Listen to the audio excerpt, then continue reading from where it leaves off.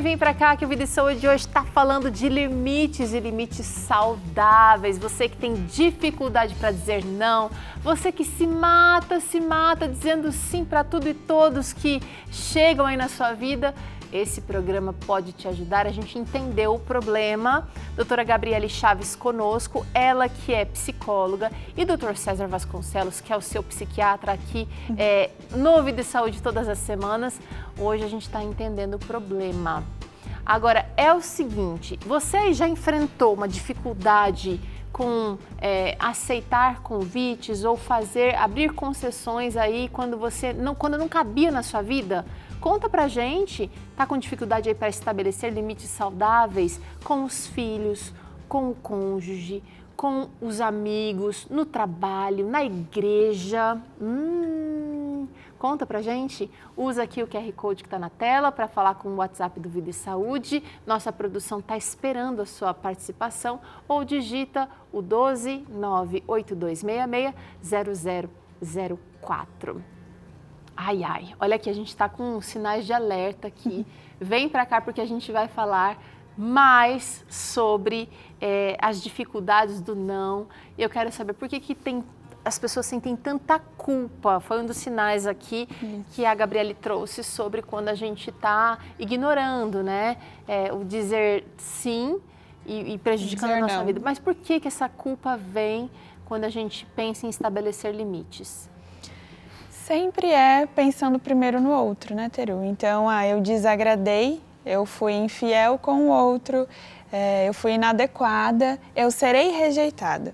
Então, podemos resumir nessas duas questões. Eu me sentir possivelmente rejeitada ou eu pensar, desagradei o outro e por isso agora esse relacionamento está mais frágil. O que não é uma verdade, né? Nós já conversamos aqui que os relacionamentos eles se fortalecem quando nós entendemos o nosso limite e passamos isso para o outro de maneira simples, de maneira clara.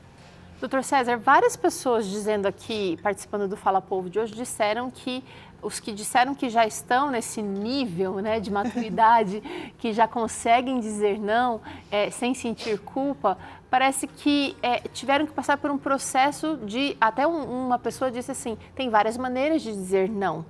A gente precisa treinar, talvez, essas maneiras na frente do espelho. O senhor sugeriu aí com texto, mensagem de texto.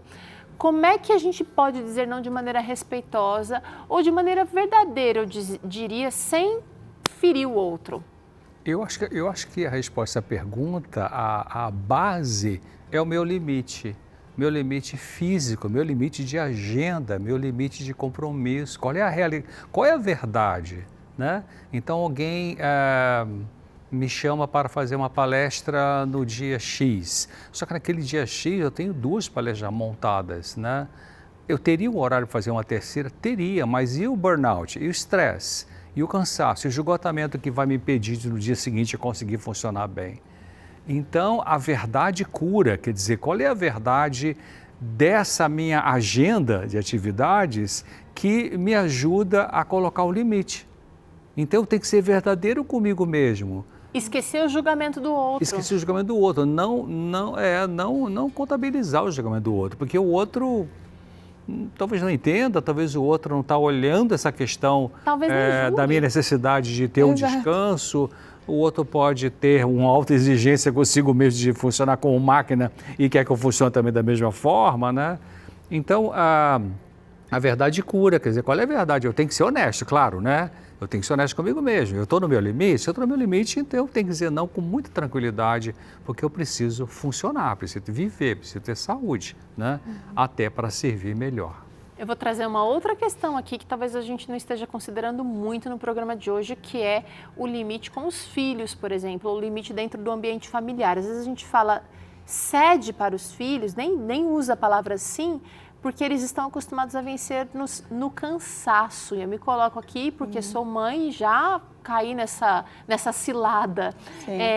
Às vezes o filho quer brincar até mais tarde, você não quer, porque você tem um programa ali para seguir, para dormir na hora certa e você render fazendo algumas outras coisas de adulto, e você acaba cedendo. É importante a gente se exercitar, de repente, precisamente nesse ambiente primeiro, né? Sim. Sabe uma coisa interessante? Com os filhos, é muito mais fácil você conseguir impor um limite se você sempre cedeu e você tem esse padrão, do que se você às vezes cede, às vezes não cede, às vezes cede, às vezes não cede, porque aí a criança vai te testar até o final. Conseguiu o que ela conseguiu uma vez. Exatamente. E veja, você está formando adultos que precisam entender que na sociedade eles têm direitos e também têm deveres. Muitas mães, principalmente mães, porque são mais emotivas, vamos dizer assim, tem também esse medo de que vão magoar os filhos, de que vão distanciar os filhos e acabam negligenciando essa ideia dos limites. E o Dr. César colocou aqui perfeitamente, a educação ela precisa do limite e a forma de demonstrar amor é através de limites. Eu tenho uma conhecida, não vou dizer que é minha amiga porque não nos falamos há um tempo, mas quando nós éramos adolescentes, ela uma vez me falou, olha, eu acredito que meu pai não me ama. E eu me assustei porque eu era uma adolescente, ainda não tinha essa maturidade para entender muitas coisas. E eu, mas por que você acha que o seu pai não te ama? Ele deixa fazer tudo o que eu quero. Então, ele fala, você tem que voltar 10 horas. E eu chego em casa 3 da manhã, ele nem se importa, ele não fala nada, por isso eu acho que ele não me ama. Então, a negligência... A felicidade está Exatamente. Atrapalhada. Vem para cá, olha, a gente tem aqui, a produção preparou aqui, olha, alguns sinais aqui para a gente aprender como comunicar os nossos limites. Podem chegar mais aqui, Dr. César, vem aqui, Gabriele. Eu estou aqui com o primeiro sinal e eu vou trazer aqui para a gente trabalhar juntos, tá bom? Olha, vamos lá, vem para cá, tá tudo amarrado aqui, olha. Primeira dica para você, comunicar-se de forma clara e respeitosa. Vamos dar um exemplo, Gabi? Tá bom. Eu vi uma vez a psicóloga Lana Nijar dando um exemplo do que normalmente ela faz para colocar limites. E eu achei tão legal que eu resolvi trazer aqui. Ela disse assim, eu primeiro valorizo o que a pessoa está me dizendo, depois eu nego e depois eu agradeço pela oportunidade. Exemplo, nossa, que legal essa sua ideia, esse projeto para a igreja. Nesse momento não é viável para mim, eu estou sem agenda, mas eu agradeço porque você pensou em mim. Olha como foi educado, não é? E também não delongou muito, né, doutor César? Foi preciso. Isso. Porque você pode chegar assim para as crianças e falar assim, não quero bagunça aqui dentro de casa. Uma bagunça como assim? Então você vai ser claro, ó, mamãe quer que pegue o brinquedo, bota nesse cantinho. Esse é o cantinho do brinquedo, esse é o cantinho do sapato, esse é o cantinho de botar o seu copinho de beber o suco e tal. Então você é clara na especificação para criar. Aí ela se orienta. Ah, tá, então ali cada coisa tem seu lugar. Ajuda na colocação de limites, né? Outra dica, vamos trazer aqui para você, olha, nos acompanhando, vem para cá, você quer dizer não a partir de agora do jeito certo, olha, defina seus limites. Isso é muito importante, né? Às vezes nós queremos que o outro nos respeite, mas a gente nem sabe o que a gente gosta, o que a gente não gosta, porque a gente passou a vida inteira cedendo. Então, o que é viável para mim? Quais são os meus desejos? Quais são, inclusive, os meus princípios que eu não abro mão? Isso é importante. Então, eu defino os meus limites para mim e depois eu deixo isso claro para o outro. Ótimo. Eu explico para o outro, né? Isso pode ser no casamento, por exemplo, você vai definir o que você quer na relação sexual, o que você não quer, né? O que você quer na questão afetiva, chegou em casa, qual é a conduta melhor, ao invés de chegar, sentar, ficar na poltrona com o celular, você pode me ajudar a dar banho na criança? Então você define o limite, em vez de falar coisas muito genéricas também. Poxa, você não me ama, né? Você não me ajuda. Se você me amasse, você iria me ajudar. Ajudar como assim? Nunca me ajuda. Lixo lá, quer botar ração pro cachorro? Quer dar um banho na criança? Quer descascar aqui essa maçã para a gente comer lá? Então, especifica, né? Defina seus limites claros. Olha, eu tive que aprender isso no meu casamento. Às vezes o meu esposo falava assim, mas por que você está chateada? Eu nem sabia que você queria isso. É só você chegar e me falar. É verdade, eu não posso ficar esperando que o outro vai adivinhar, ler os meus pensamentos do que eu quero ou do que eu não quero, né? Porque o amor não é uma bola mágica, né, que adivinha sem você falar, né? Isso aí. Boa, olha aqui, vem cá, vem aprender a dizer não do jeito certo aqui, ó, gente. Olha aqui. Cuide da sua saúde mental. Você começou a falar sobre isso agora, Gabriele, falando que a gente precisa saber o que a gente quer, porque talvez por anos a gente tenha vivido algo que nós nem sequer imaginávamos. Sim, até mesmo nas coisas simples, sabe? Assim, tem relacionamentos em que eu passo a vida inteira comendo, por exemplo, uma pizza de 4 queijos, mas eu não gosto, eu prefiro a de brócolis, mas eu nunca me coloquei, e isso vai minando a minha autoestima. Então, o Dr. César falou isso no início, vá valorizando quem você é, vá percebendo os seus gostos e entendendo que a sua opinião também é importante. Cuidar da sua saúde mental é entender que você não precisa carregar o mundo inteiro, abraçar o mundo inteiro, fazer tudo, né? Porque você não tem esse tempo, você é limitado também enquanto ser humano. E cuidando da saúde mental, você impõe limites. Impondo limites, a gente vai cuidando da nossa saúde mental. Fazendo esse gostei ciclo. da frase que você disse, a sua opinião também é importante, não é só a do outro que é importante, né? Então, você defender a sua opinião quando cabe isso, é uma forma de cuidar da saúde mental. No começo, pode ser que você assim, tenha que ter paciência para calibrar o quanto da sua vai imperar agora, da opinião do outro vai imperar nesse momento, mas permaneça aí nessas mudanças, nesses propósitos que vai dar certo. Eu quero trazer aqui, olha, a última dica deste momento aqui, que é aprenda a dizer não sem culpa. Agora eu quero dica prática. Falei não, veio aquela pontada de culpa, Dr. César. Será que eu posso mudar de atividade ou refletir um pouco mais? Não, eu falei foi justo. Então, se aquilo que eu disse, que me levou a dizer não, está, como eu falei antes aqui, está dentro de uma verdade, cabe, é harmonioso, tem equilíbrio, tem bom senso, então quando vier o pensamento de culpa, eu vou ter um autodiálogo, né? Que é o que eu faço comigo mesmo. Eu falo assim, não, peraí, por que está querendo aparecer dentro de mim um pensamento de culpa? Eu não tenho culpa em relação a isso. Isso é uma questão real, isso é uma questão que tem que ser colocada, isso é uma questão que tem uma coerência, né? Necessária. Então, eu não deixo que um pensamento de culpa tome conta da minha cabeça e me faça sentir mal. Eu corto ele pela raiz. Ele pode vir, né? Mas eu vou administrar esse pensamento, que é a psicoeducação, né? Aprender a lidar com o pensamento. Você bem estudou bastante isso, né? Isso aí. E sabe uma ideia legal?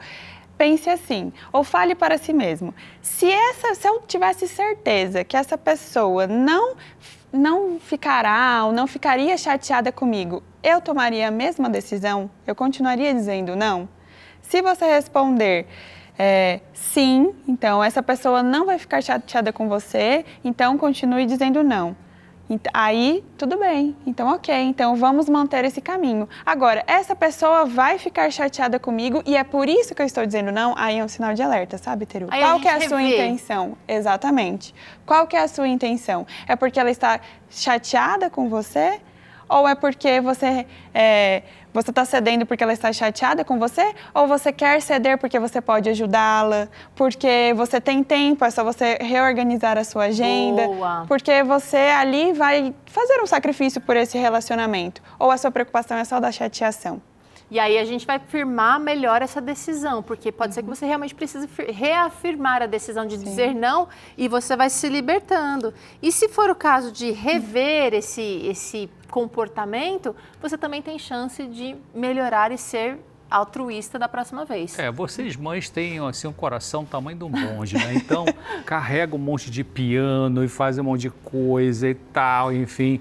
E eu vivi isso no meu casamento, né, com os 2 filhos, de que quando então sobrava para mim ficar com o fim de semana com as crianças para a esposa e fazer sair com um retiro, uma coisa assim, então eu ia ver como é que é exigente você cuidar. Então, se você é uma esposa que sempre está cuidando de casa, dos filhos, trabalha fora, e tem uma hora que você precisa sair, que você quer sair, vai ter uma excursão só com amigas, vai ter uma reunião só de mulheres no fim de semana, e vem o pensamento de culpa, né? Considere, pense o seguinte, olhe os últimos 2 anos, quantas vezes você fez alguma coisa sozinha só para você? Possivelmente, se você é uma boa esposa, boa mãe, você vai ver que foi muito pouco que você fez para você. Está muito desproporcional. Essa gangorra está pesando muito para a satisfação da família como um todo, mas de você não. Então, é uma falsa culpa você se sentir culpada por decidir um fim de semana ficar sozinha com as suas amigas e deixa o marido cuidar lá das crianças com a ajuda da vovó, da titia, do vovô. Pensa nisso. Pensa nisso. É por isso que a gente traz aqui, vamos sentar novamente aqui? Vamos. A gente traz esses pontos bem curtinhos assim para ver se você fixa e vai aprendendo a filtrar, tá? Agora é o seguinte, gente, como é que a gente lida com a frustração do outro? Caso realmente o meu não tenha sido baseado em uma resposta sólida aí, a um motivo, uma causa sólida. Ok. Não é simples, tá bom? Você lidar com a frustração de uma outra pessoa, mas não é nossa responsabilidade a forma como o outro interpreta as situações. Então, ele está num processo de amadurecimento emocional e essa pessoa vai aprender a lidar, inclusive com esse seu relacionamento, a lidar com essa frustração. Não é você que vai limitar se essa pessoa sentirá ou não a frustração. Isso é algo que nós sentimos no dia a dia e basta cada um amadurecer emocionalmente e entender que isso faz parte. Então, crianças aprendem a se frustrar, né? E adultos maduros, eles entendem que isso faz parte do dia a dia e não é minha responsabilidade lidar com isso, é do outro. E isso vai passar, isso é uma coisa boa, isso passa. Legal. A frustração, ela vai embora. Acho que a melhor atitude que a gente pode ter quando a gente coloca limite para alguém, que talvez não esteja muito amadurecido para aceitar esse limite e fique emburrado, por exemplo, emburrada. A melhor atitude que a gente pode ter é ficar bem com essa pessoa. Você colocou limite, você disse não e você fica solto, fica solta, fica não espontânea. É pessoal. Você não compra aquela neurose, né? Você fica na sua, brinca, solta e tal, então você disse não e continua bem, continua espontânea. Essa é a melhor atitude para o outro poder aprender, se estiver no momento de aprender. Vai crescer, vai crescer. Muito bem, a gente continua esse papo aqui daqui a pouquinho, vou chamar o intervalo já, mas antes eu queria só lembrar você, a gente está no mês de doação do Anjos da Esperança e nosso foco é um novo tempo para o Rio, onde nós estamos focando ali no potencial de mais de 13 milhões de cariocas recebendo o sinal da Novo Tempo através da rádio. Deus tem um plano para alcançar essas pessoas, cada uma delas. E nesse mês de março nós contamos com a sua ajuda para fazer a diferença no coração da cidade maravilhosa através de guias de estudos bíblicos gratuitos para os moradores da capital do Rio. Então, vamos lá, faça parte disso tudo, doe agora pelo Pix anjos@novotempo.com. anjos@novotempo.com é o Pix que você pode fazer a sua doação. Bora para o intervalo, na volta a gente continua conversando um pouquinho mais sobre dizer não e limites saudáveis e você pode mandar sua interação aqui durante o intervalo, tá? Vida e Saúde volta já.